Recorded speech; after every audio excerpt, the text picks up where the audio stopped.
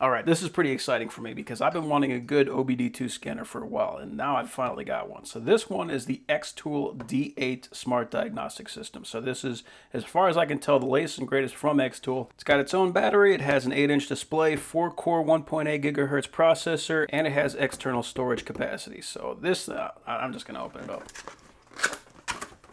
Okay, so we do have a blow molded case.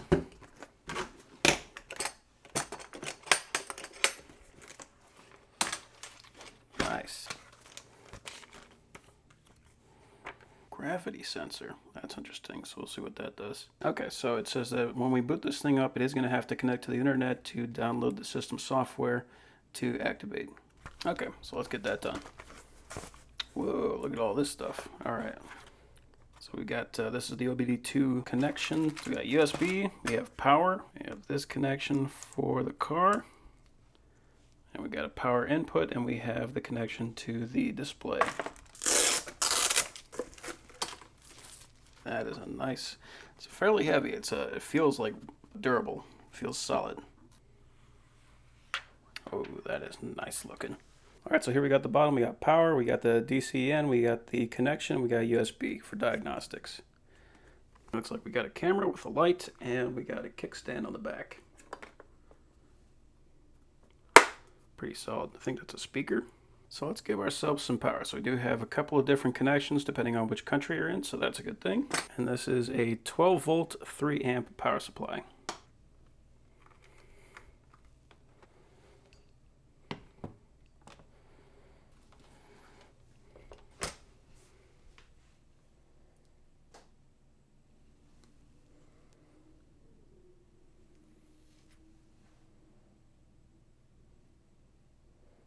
Let's get started. Please select language, English.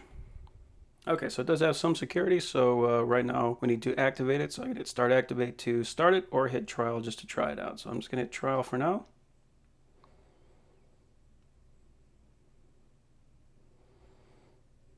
Okay, so I have 9 tries remaining. So essentially I can plug this in and use it 9 times in trial mode. Real nice screen on here. So for Europe, so you've got quite a, just everything. Lamborghini. It's not really in alphabetical order, but that's not a big deal. Asia. America. China. And Australia. Or you can hit VIN. Image detection, that's cool. So you could probably take a picture of it and it would find it. Or you could type in your VIN right there and it would connect right to your car. Let's use demo. All right. So it made me a demo car, and it gave me a bunch of problems with the car, so it can give me kind of a look at what we're actually going to find. I'll have to connect it to the internet. But that's actually kind of cool. As soon as I click on it, it will actually tell me information about it. But this car has a problem with the tank fill level sensor, left signal invalid, and we got a short circuit to positive or open circuit, shut down to excessive pressure and refrigerant circuit, left fuel sensor short circuit to B+. Wow, so that gives me a ton of information. So sometimes I can get this code right here, and sometimes it will tell me all the information, but this actually tells short circuit to B+. So this tells me the pin that I need to look for. System diagnostics, drive system. Okay, so this can tell me for the ECU, so that's the main computer, the date that it was programmed, 2018. It was manufactured in 2015, and the series number. No fault codes on the engine electronics. Live data, let's see if it'll throw anything at me. So it's giving me some information, but obviously it's not reading from a car. So what we can essentially get from this is we can find out all the information that we would be able to get from a computer from a car. So we can see the engine speed, coolant temperature, engine oil temperature. Let's see. Whoa. Operating time since engine start, so you can see how long the car's been running. Oil pressure. Throttle valve angle. Fuel tank level. Rail pressure, geez. Rough running value, cylinder 1. Tapping status. Knock signal. So it seems like every single sensor that they put in a modern car, it can tell you exactly what it's doing. oxygen sensor after the catalytic converter. So you can use this to determine whether or not the error that you're getting for your catalytic converter is actually the catalytic converter, because you can tell what the oxygen sensor is actually reading. So this could save you about $1,200. Battery current, so you can find out the exact load on the battery. Alternator current, so if you put in a new stereo and you want to find out if it's overloading a circuit, if you need to upgrade that alternator. Alternator temperature. Accelerator pedal position, so if it's not acting right, you can find out if the sensor on the pedal is actually working correctly. Starter relay status, so if your car isn't starting and you're not sure if it's the the battery, the starter, or the relay, this you can actually find out if the relay is working. Misfire, misfire. All right, let's go back to actuation test. Now this is going to be where this starts to really pay for itself. Let's start out with general. So for some tests, the only way to really test it is for the car to be driving down the highway, and you don't want to be climbing around underneath the car while it's driving down the highway. So you can actually fire those solenoids while the car is parked and do it in a very safe manner. All right, so we can turn on the fan. Tank ventilation, so it's telling you what it's going to execute. It's going to activate the solenoid valve for the tank ventilation. Test process activation for 20 seconds. And that's it. So now it started running. If this was actually hooked up to the car, it would be firing that solenoid for 20 seconds. So you could go back, is it working? You hear it click, or you can actually see it move, or you can hear it move, and then that's it. Obviously, if it didn't work, then you know that's the problem. Coolant pump. Okay, injectors. Activate only when engine is running. That's actually really nice that it tells you all those tips, because for some people, they might try to run something and it could actually damage the car. So this kind of tells you how to do it, so that's good for your own safety. Okay, so if you wanted to turn off injector 1, essentially if the car is running rough, you can turn it off here, find out if the engine is running any different. If it's not, you know that's the problem. And you can do that for injector 1, injector 2. I assume this is for a 4-injector car. I didn't even really look at it that close. Cooling air routing. Okay, so you can open up the air duct flap 1 for 20 seconds. Charging. So this is for testing a turbocharger. EKPS. One of the things I'm noticing when I'm going through this is that the screen is really easy to see. It's nice and bright, there's good contrast, there's no delays, I don't have to wait. The only time I have to wait is when I actually test something and I have to wait for the test to complete. But yeah, I mean, this thing is responsive. Responsive is a very big deal for me. Transmission. So we can read information for the transmission control unit.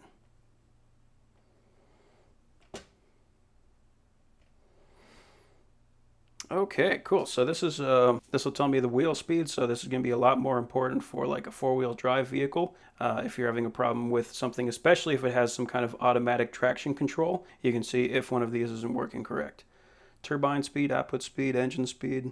Oil temperature engine, oil temperature transmission. That is a really big deal for me. Oil temperature transmission, because a lot of these vehicles have sealed transmissions, but you still want to be able to change out that fluid. If you take it to a shop, they'll essentially hook up a couple hoses, drain everything out, but the filter is still in there, so you have to change out that filter. For me, doing this stuff at home, I always pop the pan down, pull the filter out, put a new filter in, put the thing back in. But getting the transmission fluid level right requires that you know what the oil temperature is, and there's usually a graph that'll tell you at this temperature, fill it to this level. So a way to do that is you can use one of those laser thermometers and just point it at the oil pan, and you can read the temperature that way. But depending on a lot of variables, that might not be very accurate. So having the thing telling you exactly what the temperature is, that's really nice to have. Engine temperature, accelerator position. Okay, so a lot of the stuff that we had from before. Gear indicator. So if you're in an automatic transmission and you're not sure if you're in second or third, you can use this to give you that information. Status request. If there's a sensor on the parking brake, parking lock, so on the transmission where you actually set the position to park, you can find out if there's a fault there. Status of kickdown, status of starter motor release. So when the starter goes out and it hits a flywheel and starts spinning, you can find out whether or not that's actually supposed to be released or not. Voltage solenoid valves, 4 volts. Cool.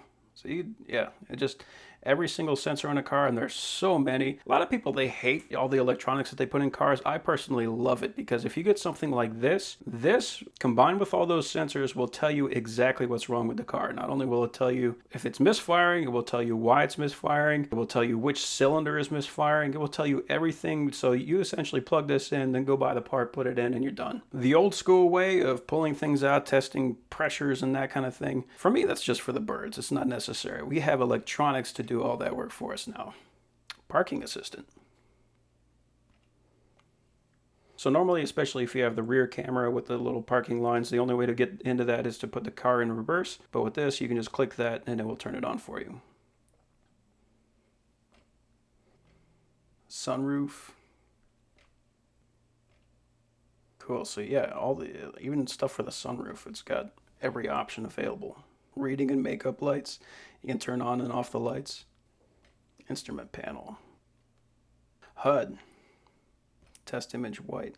So this is cool. So for a lot of the high-end modern cars, and I just got one like this, it actually has that display that it puts on the window, and this is for, you can put test images on it to make sure that it's working. You can see if the hardware itself is actually working, so you can just put on a message.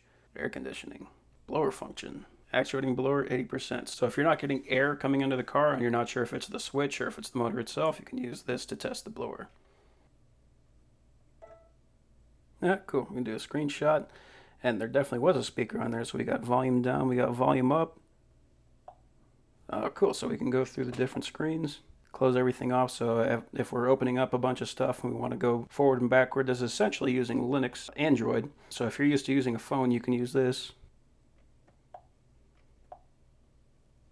Oh, cool. So it's got a screen recording. A screen recorder will capture everything that's displayed on your screen. But if I have this hooked up to a car and the customer is saying, are you sure? I can actually go back and I can play them back exactly what I saw. So it's great to have that. Let's go ahead and activate.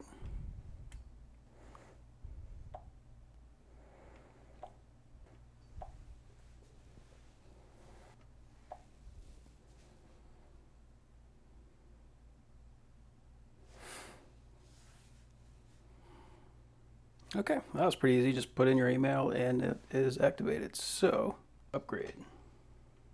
Whoa, look at all this. So we can actually download all the different updates for it. And it's got a ton. So that's a really good thing. That's a big deal to me because a lot of these OBD2 readers, all right, and it's going to update the tool itself. A lot of these things, you buy them and they end up falling behind because new cars keep coming out. They got new sensors. They've got all kinds of new software and different things that they can do. The company needs to keep on updating the software to work with the newer cars. And that's something that apparently they're doing a very good job on, because even with this brand new tool, there's a ton of updates. So let's go ahead and update.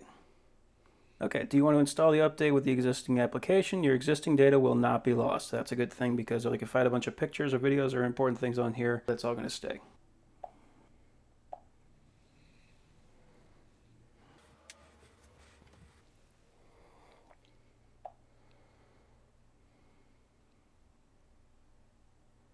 Okay, so we updated this. Let's go ahead and check for everything else. All right, upgrade all.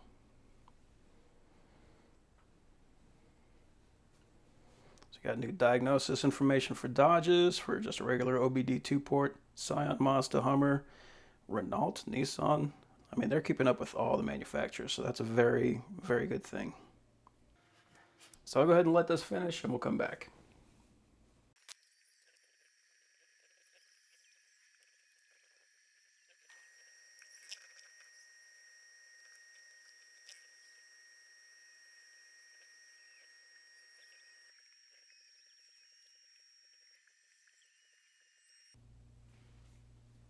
Okay, we are fully upgraded. Now that we have the internet, we can actually look at all these codes and we can do a Google search, which can tell us a lot more information. Basically, everything you can find on the internet. Extended functions. Oh, endoscope. So we can connect an endoscope to here and we can use this as the monitor for it. Sound recorder, quick support. Oh, cool. So we can actually use if you wanted somebody else to be able to connect to this thing and essentially control it. So if you plugged it into your car and somebody else remotely could actually look at your car and see everything that's going on with it, and then they could give you advice. So if you don't know what's going on, but you know somebody that does, you can have them look at it and they can control the whole thing from their computer. So that's cool. So we got a messenger, diagnosis, downloads, file explorer, gallery, camera. Yep. So the camera on the back does work. So if you do use that quick support option, you could actually use this.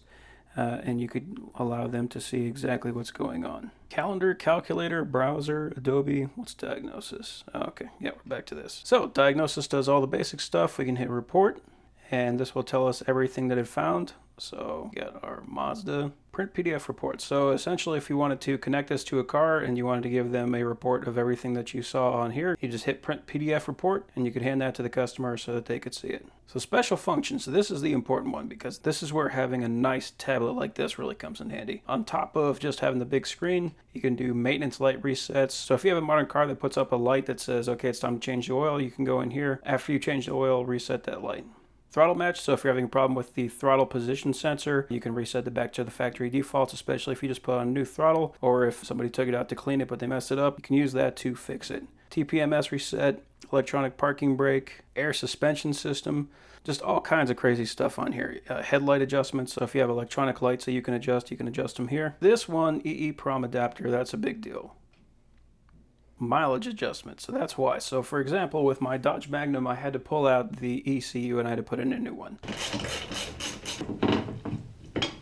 Now the mileage is on the ECU on that vehicle, and so is the VIN. And you can't change those because if you change the VIN, the car won't start. If you change the mileage, it's a felony. So what I had to do was I had to buy one that had a few more miles than what my car had. So I had them ship it to me, and then I drove until I got to that mileage, then I could pull the ECU out, put in a new one. So that's a way to do it. But with this, I could go to a junkyard, pull an ECU out of another car, put it in my car, adjust the mileage, and set it correctly. So that's where something like this can really pay for itself. Because if you took your car into a dealership because the ECU was giving you a problem, they could charge you more than what this costs. You can do ABS bleeding, so if you have an automatic braking system and you need to change out that fluid, you can do that with this. So yeah, on all the other OBD2 readers, whenever they ask, can it do this, can it do that? And the manufacturer's always like, well, it can do that, but it can't do that. No, it can't do that. This can do everything.